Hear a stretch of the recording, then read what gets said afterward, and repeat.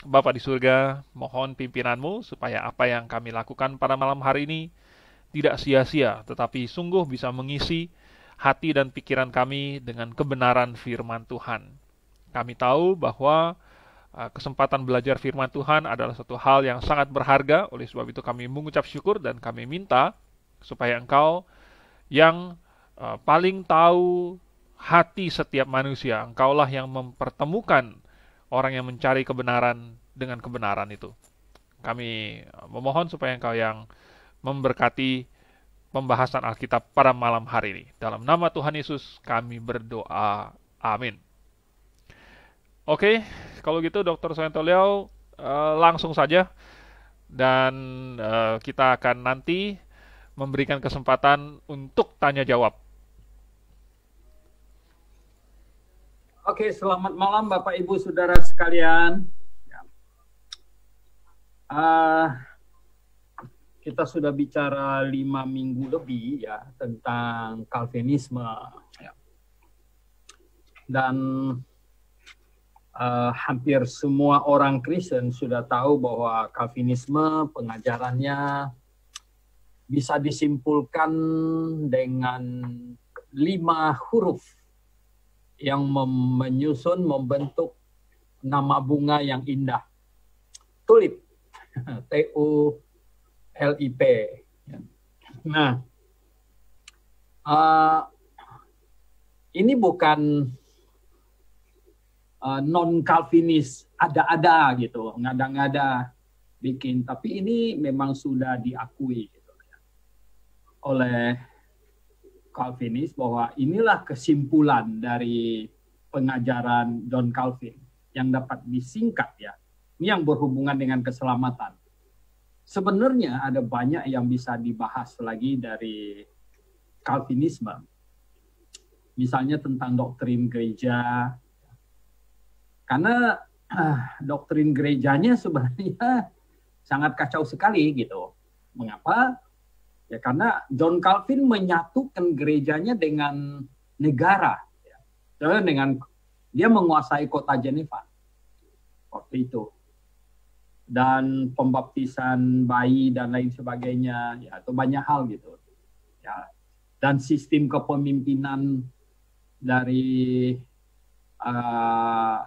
gereja-gereja Calvinis yang memakai ya, presbyteros ya, sehingga menghasilkan gereja Presbyterian ya, yaitu dari kata presbyteros yang adalah penatua gitu. Nah, malam ini kita mau lihat rangkuman ya dari Calvinisme yang berhubungan dengan keselamatan, yaitu tulip itu. Nah, tulip ya sebenarnya kita sudah membahasnya dan sudah melihat dan dari terang Alkitab bahwa Calvinisme adalah sebuah filsafat, ya, bukan teologi yang didasarkan pada ayat Alkitab. Jadi kelihatannya Calvinisme membuat 2 kekeliruan yang sangat awal yang mendasari semua kekacauannya. 2 itu apa? Yaitu bahwa manusia diciptakan tanpa kehendak bebas, ya, yang pertama. Kemudian kejatuhan manusia yang total depraved, tetapi dibuat kelewatan. Nah, yang pertama saya ingin ajak Bapak Ibu lihat mengenai penciptaan manusia. Ya, penciptaan manusia begini. Kalau kita dasarkan pada Alkitab, mengenai penciptaan manusia, statement paling awal ada di Kejadian pasal 1 ayat 26. Ya. Ayat 26, berfirmanlah Allah, baiklah kita menjadikan manusia menurut gambar Teslem dan rupa kita, dan Demot. Teslem dan Demot kita. Ini bahasa Ibraninya gitu. Supaya mereka berkuasa atas ikan-ikan di laut dan burung-burung di udara, dan atas ternak, dan atas seluruh bumi, dan atas segala binatang melata yang merayap di bumi. Sebenarnya, ini sekaligus menjawab masalah Tritunggal yang seringkali jadi persoalan dan sangat menyulitkan banyak orang Kristen. Jadi Allah memutuskan menciptakan manusia yang sama dengan gambar dan petanya. Sebenarnya seperti dia. Seperti dia. Nah, oleh sebab itulah maka kalau orang tanya saya tentang Tritunggal, saya bilang, manusia, kamu itu Tritunggal. Kamu sendiri Tritunggal. Loh, kok bisa? Oh ya, kamu terdiri dari apa? Tubuh, jiwa, dan roh. Itu Tritunggal. Tritunggal. Jadi Allah menciptakan manusia sesuai dengan gambar dan petanya. Teslem dan Demot. Begitu. Nah, manusia Tritunggal. Allah menyatakannya di dalam 1 Yohanes pasal 5. Nah, coba buka di 1 Yohanes pasal 5. Ya. 1 Yohanes pasal 5 ayat 7 berbunyi begini. Sebab ada tiga yang memberi kesaksian di dalam sorga. Bapa, Firman, dan Roh Kudus. Ini Tritunggal. Bapa, Firman, dan Roh Kudus. Dan ada tiga, dan ketiganya adalah satu. Jadi tiga, Bapa, Firman, dan Roh Kudus itu satu. Dan ada tiga yang memberi kesaksian di bumi. Tiga memberi kesaksian di bumi. Itu manusia. Yaitu apa? Roh dan air dan darah. Dan ketiganya adalah satu. Roh dan air. Kenapa air? Masalahnya apa air? Badan kita, ya, sebagian besar itu adalah air. Majority dari badan kita itu air. Campur debu. Ya. Dan darah. Darah apa? Darah itu menggambarkan nyawa, jiwa. Ya. Jadi ada tiga yang bersaksi di bumi. Roh, air, dan darah. Nah, jadi Allah menciptakan manusia seperti dirinya. Seperti dirinya apa? Berkehendak bebas. Bisa berpikir, walaupun IQ kita dibatasin tidak sehebat punya Tuhan tentu. Dan punya kehendak bebas, punya hati nurani untuk menimbang. Jadi kita seperti Allah, cuman tidak memiliki kuasa seperti Allah. Tidak memiliki kuasa seperti Allah dan tidak bisa berbuat seperti Allah karena tidak memiliki kemampuan seperti Allah. Bisa Bapa tinggal di sorga, Firman turun, Roh Kudus bisa pisah dan bisa bersatu. Ya, betul. Ya. Kita tidak bisa begitu. Saya tidak bisa badan saya ke Pontianak, roh saya ke Surabaya, jiwa saya tinggal di Jakarta, tidak bisa. Itu tidak bisa. Tapi Allah bisa. Karena dia memang mempunyai kemampuan yang lebih dari manusia. Nah, itulah. Jadi Allah menciptakan manusia dengan kehendak bebas, kemampuan berpikir. Ini seringkali yang menjadi pertanyaan yang dilontarkan oleh Calvinis adalah mengapa Allah mau menciptakan manusia yang berkehendak bebas yang bisa menentangnya? Jawabannya sebenarnya simpel sekali.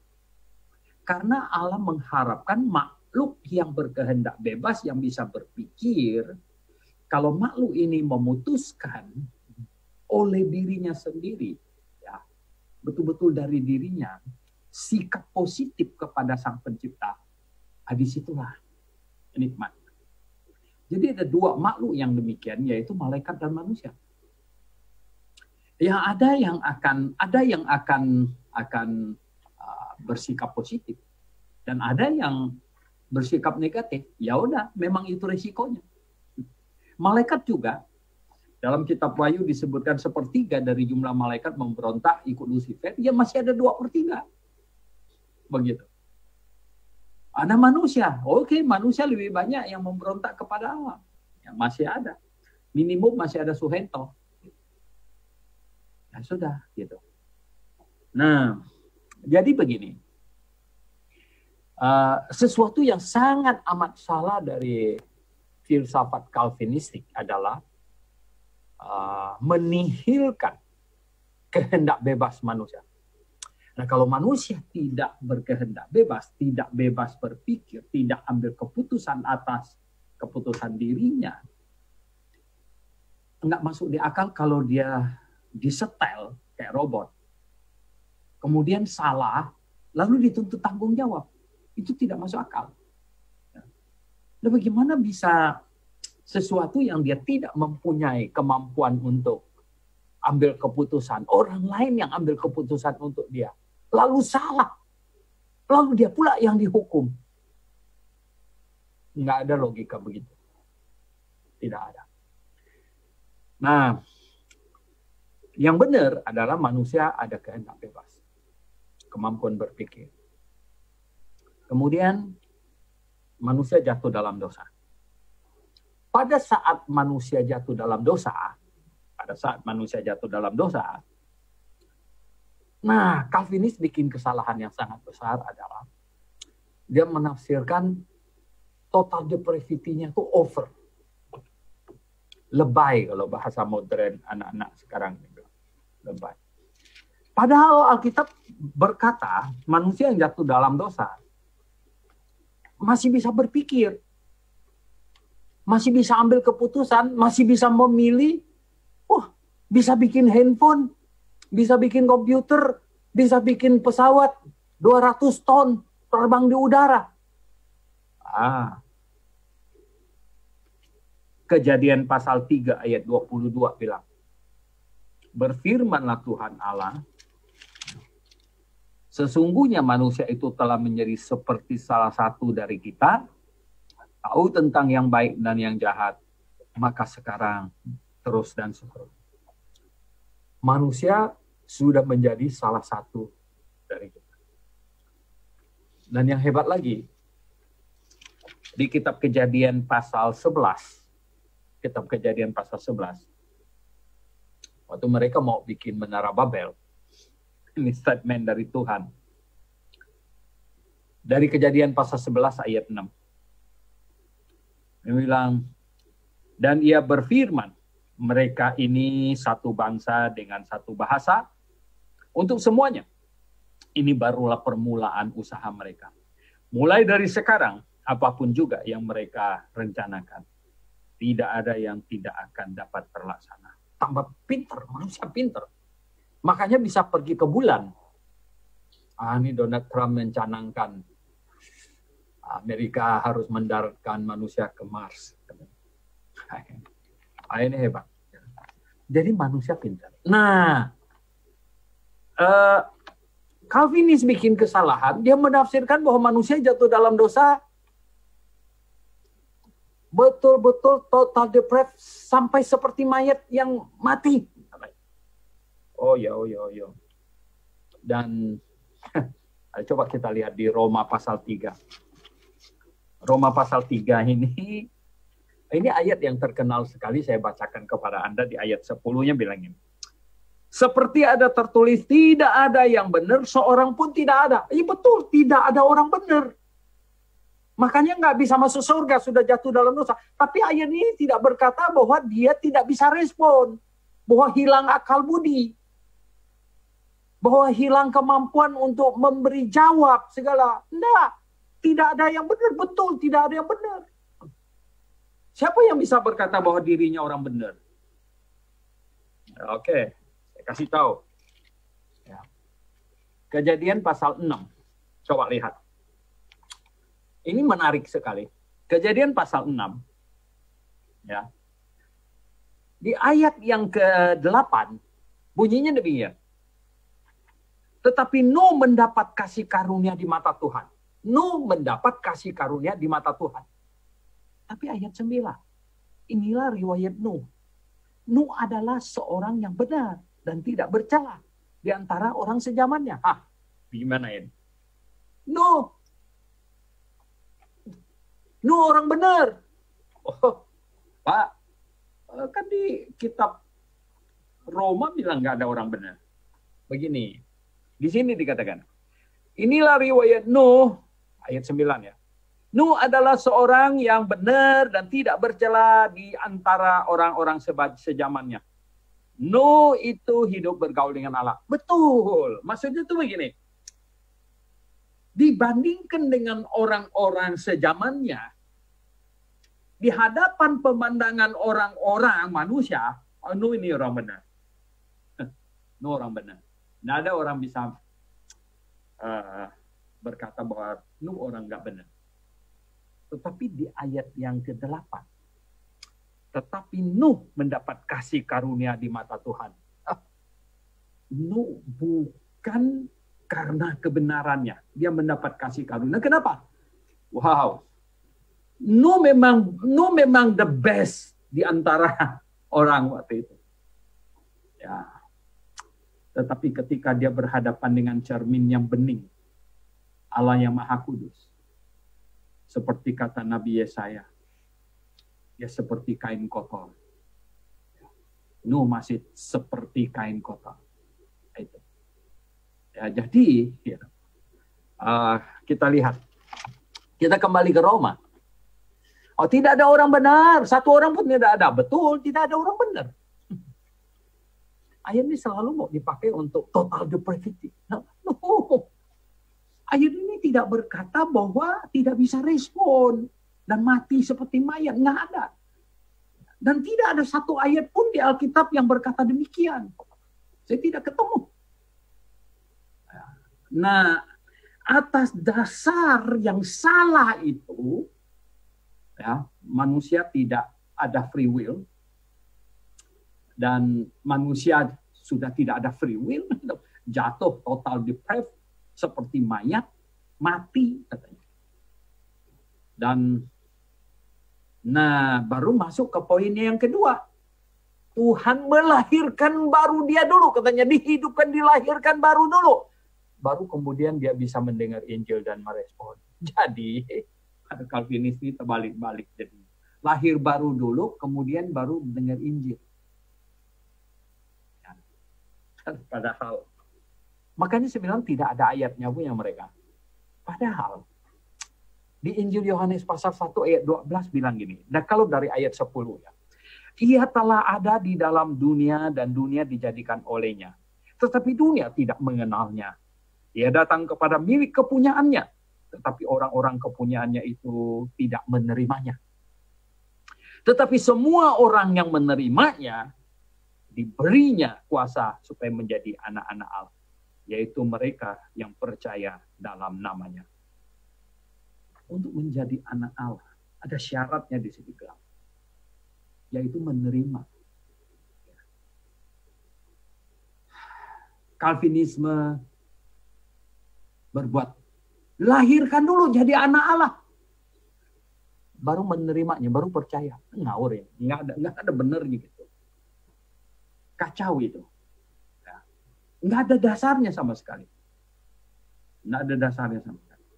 Nah itulah yang menyebabkan munculnya poin U itu, unconditional election. Jadi Tuhan pilih. Nih si A dihidupkan dulu, baru bisa dengar Injil. Si B enggak usah. Ini reprobat. Mereka bilang, ini yang Tuhan tidak sayang punya. Tuhan tidak sayang loh. Si D, oke, ini Tuhan hidupkan. Wah ampun. Sehingga Devhan itu, saya ada bukunya di situ, Devhan. Judulnya apa tuh?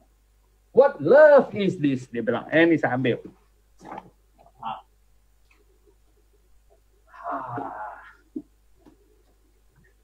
Ini Devhan punya buku. Kasih. Ya. What love is this? Kasih apa? Kalau Allah yang maha kasih katanya. Oh, Allah maha kasih. Tapi hanya mengasihi orang yang dia pilih saja. Itu bukan maha kasih. Ini ya, Devan. Ini orang hebat dia. Dia menulis banyak buku dan saya membaca banyak bukunya. Hebat-hebat. What love it is. Nggak ada kebenaran. Nah, dari situ ya. Kemudian mau tidak mau Calvinis harus meneruskan filsafatnya L, limited atonement. Mereka memaksakan konsep bahwa penebusan Tuhan Yesus itu terbatas hanya menebus orang pilihan saja. Orang-orang yang dia mau hidupkan itu hanya menebus itu. Jadi semua ayat yang berkata Tuhan mengasihi seisi dunia, menebus seisi dunia. Lihatlah anak domba Allah yang menghapus dosa isi dunia. Semua mereka tabrak. 1 Yohanes 2 ayat 2. 1 Yohanes 2 ayat 2. Yang berbunyi, dan ia adalah pendamaian untuk segala dosa kita, dan bukan untuk dosa kita saja, tetapi juga untuk dosa seluruh dunia. Untuk dosa seluruh dunia. Mereka bilang, enggak. Hanya untuk orang pilihan saja. Waduh. Bagaimana itu?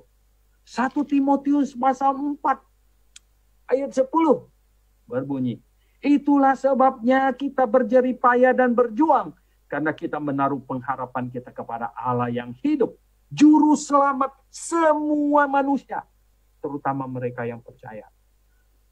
Komunis bilang, enggak seluruh manusia, maksudnya orang pilihan saja. Jadi semua, kan dia tabrak, ngawur. Limited atonement-nya. Tidak ada dasar sama sekali. Nah, total depravity, unconditional election, limited atonement, dia tidak bisa tidak teruskan dengan I-nya. Irresistible grace. Anugerah yang tidak bisa ditolak. Artinya gini, karena terpilih. Walah, Bapak Ibu kalau terpilih, mau dikasih ya, rumah 10 miliar gitu, tolak nggak? Yang nggak tolak lah. Dipilih, kasih. No. Ya. Alkitab mencatat, karena manusia yang free will itulah. Banyak ayat. Tuhan Yesus bilang apa? Berbahagialah yang tidak menolak aku, katanya. Menolak aku. Saya pernah bacakan ayat-ayat mengenai menolak. Penuh dengan ayat yang menolak. Coba Anda buka itu ini ya. Menolak. Ya. Coba. Matius pasal 11 ayat 6. Dan berbahagialah orang yang tidak menjadi kecewa dan menolak aku. Ayat Matius pasal 13 ayat 57. Lalu mereka kecewa dan menolak dia. Maka Yesus berkata kepada mereka, seorang nabi dihormati di mana-mana, kecuali di tempat asalnya sendiri dan di Roma. Mereka menolak dia. Banyak sekali ayat, banyak sekali ya. Ada 30-an lebih. Menolak. Dan Tuhan Yesus pernah berkata, Yerusalem, Yerusalem. Berapa kali aku seperti seekor induk ayam ingin mengumpulkan anak-anaknya di bawah sayapnya terhadap kamu. Tetapi kamu tidak mau. Kamu menolak. Irresistible grace, tidak ada dasar sama sekali. Tidak ada dasar ayat sama sekali. Hari kita lihat, total depravity nggak ada dasar ayatnya. Unconditional election tidak ada ayatnya sama sekali. Limited atonement nggak ada ayatnya sama sekali. Hantam tabrak saja. Irresistible grace nggak ada ayatnya sama sekali. Ya. Itu hanya angan-angan dan alur filsafatnya saja. Dan yang terakhir, Perseverance of the saints. Yang saya sudah sering dengar dan saya baca banyak itu. Dia bilang, Tuhan itu bukan kamu yang pegang Tuhan. Kalau kamu yang pegang Tuhan itu tidak cukup kuat. Jadi seperti anak umur 5 tahun, jalan di samping kolam renang. Kalau dia yang pegang tangan bapaknya bisa jatuh. Bapaknya yang pegang dia. Jadi Allah yang pegang itu tidak mungkin bisa lepas. Katanya. Tidak mungkin. Gitu. Walau. Nah, saya tidak pernah membaca satu ayat pun bahwa Allah memegang. Saya tidak ketemu ayatnya. Malah yang saya ketemu, kita yang harus pegang. Orang percaya yang harus pegang apa? Pegang Injil. Coba baca di 1 Korintus. Ya, 1 Korintus. 1 Korintus pasal 15, ayat 2. Oleh Injil itu kamu diselamatkan. Asal kamu teguh berpegang padanya. Asal kamu teguh berpegang padanya. Pegang apa? Pegang Injil. Artinya tetap percaya pada Injil. Sampai akhir. Seperti yang telah kuberitakan kepadamu. Kecuali kalau kamu telah sia-sia saja menjadi percaya. Artinya kamu tidak teguh berpegang pada Injil. Oh, banyak lagi. Bapak Ibu yang saya kasih dalam Yesus Kristus. Perseverance of the saints yang sekali selamat, pasti selamat. Once saved, always saved. Artinya orang yang selamat tidak mungkin bisa menyangkal Tuhan, tidak mungkin bisa hilang. Tidak ada dasar ayat. Tidak ada dasar ayatnya. Ya, seringkali mereka mau menuduh orang yang menentang poin yang satu ini langsung, kalau begitu kamu diselamatkan oleh perbuatan, oleh usaha manusia. Oh, no. Ya, bukan begitu. Kami tidak percaya kalau orang jatuh dalam dosa, perbuatan, segala macam, langsung tidak masuk surga. Bukan, kami bukan kelompok itu. Seringkali, saya bilang Calvinis ini kadang-kadang, mereka tahu di dunia ini hanya dua macam, Calvinis sama Arminian. Padahal enggak, yang menentang konsep Calvin itu banyak kelompok. Banyak. Ya. Tapi mereka hanya lihat ada dua saja. Padahal enggak, kami jelas bukan Arminians. Kami bukan orang Arminius. Arminius Yakobus, Arminius itu adalah pemimpin gereja Reform di Belanda. Kami bukan orang gereja Reform. Betul, ya.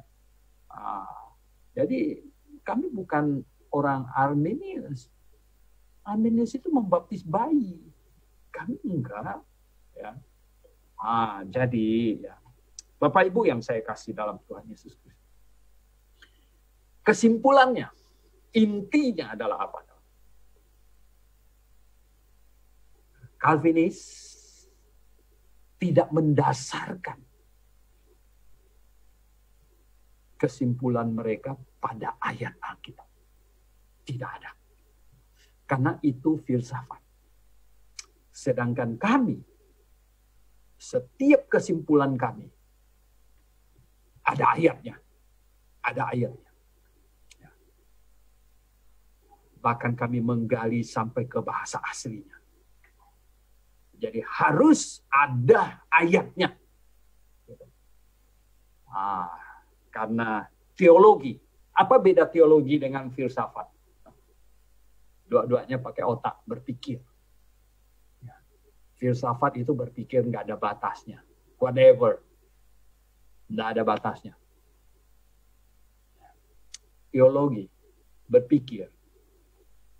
Ya, batasannya Alkitab. Berdasarkan Alkitab. Itu teologi. Jadi harus ada ayatnya. Yang menjadi dasar kesimpulan. Itu.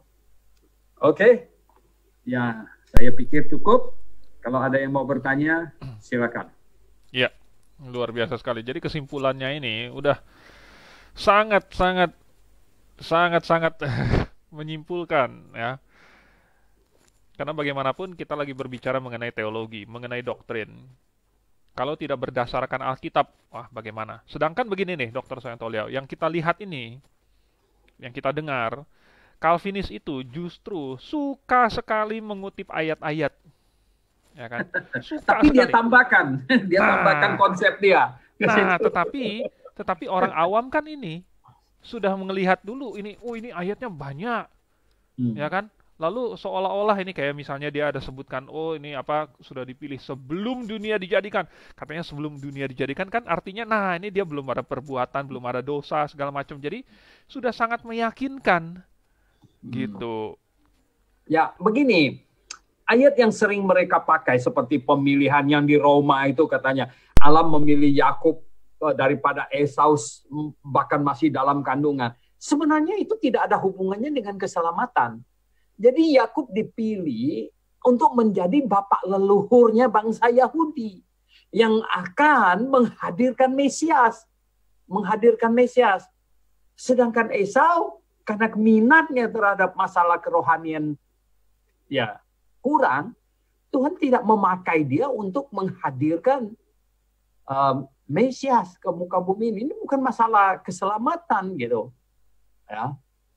Nah, yang di Efesus pasal 1 ayat 45 itu yang tidak boleh dilupakan ya justru di situ adalah di dalam dia, di dalam Yesus semuanya dipilih.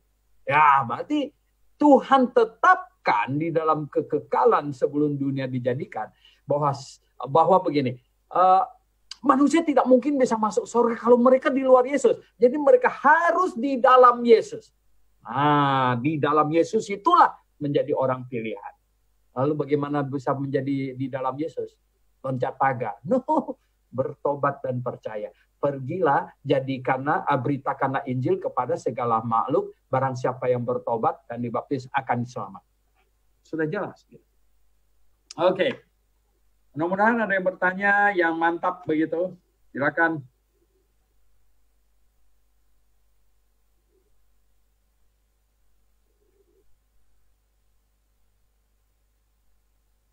Halo?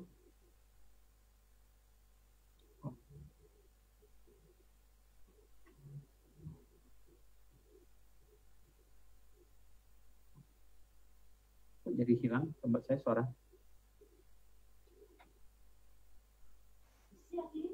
Kok hilang? Suara saya hilang. Di tempat saya suara hilang ya? Oh ya ya, udah kedengeran. Ya, melanjutkan yang tadi. Itu tadi kan Dokter Soento Liao maksudnya ini saya ulang sedikit lagi deh karena tadi nggak kedengeran. Mereka banyak sekali memakai ayat-ayat Alkitab, tetapi filsafat mereka justru malah kontradiksi dengan dirinya sendiri. Ini jadi aneh. Contohnya misalnya yang tadi Dr. Sontolio sudah singgung mengenai ilustrasi bapak pegang anak di tepi kolam sehingga tidak jatuh karena bapaknya yang memegang bukan anaknya yang megang bapaknya. Tetapi di saat yang sama mereka berkata bahwa Tuhan Tuhan Tuhan yang memilih mereka, lalu kemudian yang memberikan mereka iman.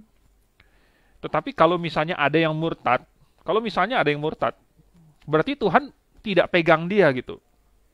Ya kan ini saya jadi bingung.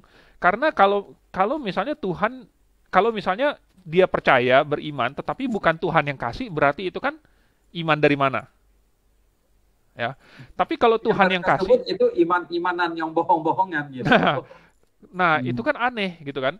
Kenapa Tuhan kasih iman bohongan? Memangnya Tuhan ini Tuhan yang bohongan atau Tuhan yang asli? Kapankah Tuhan pernah kasih sesuatu yang bohongan? Di mana di dalam Alkitab? Kelihatannya begini. Ini di dalam jemaat ada 20 orang. Ya. ABCD ada 20 orang. Nah, mereka sendiri tidak tahu siapa yang dipilih, siapa tidak dipilih. Lalu mereka punya asumsi gitu. Saya bilang asumsi. Oke, kalau kita tanya sama mereka, siapa yang dipilih Tuhan? Mereka bilang orang percaya. Kalau dia bisa percaya itu karena dia dipilih Tuhan. Oke, sekarang nih kelihatannya si B sama si L atau si D ini masih percaya. Ternyata kemudian ngawur. 5 tahun kemudian dia ngawur. Lalu kita tanya, loh, kalau ini murtad dong? Enggak.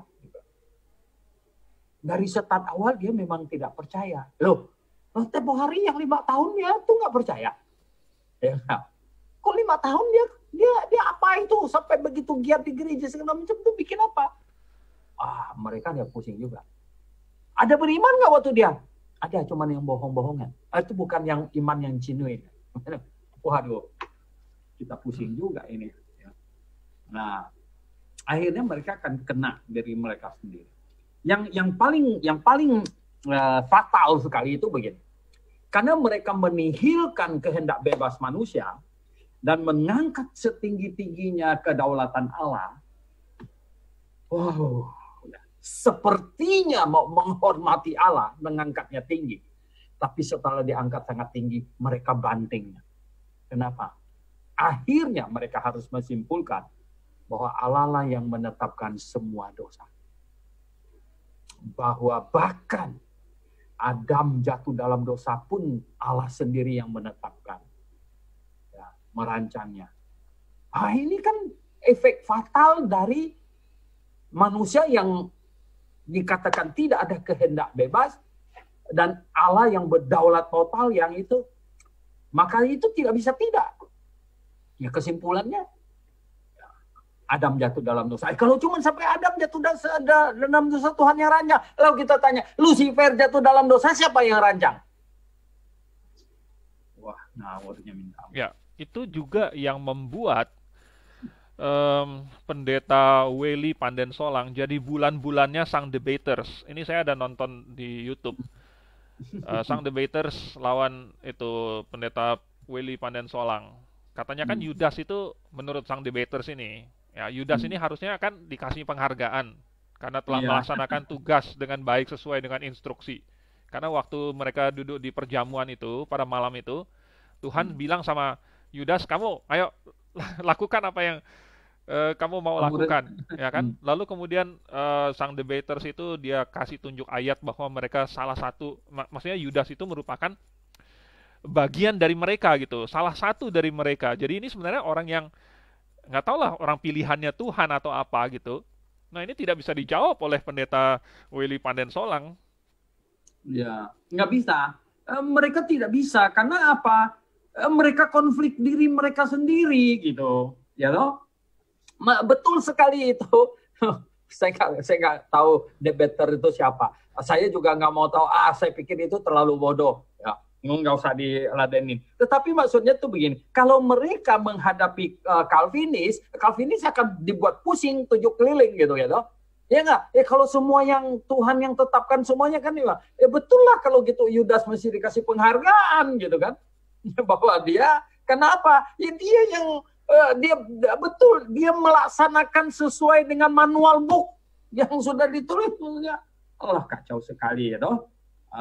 Makanya saya bilang ya, kalau memahami Alkitab bukan yang benar gitu, mempelajari doktrin bukan yang benar gitu, bisa makin kacau.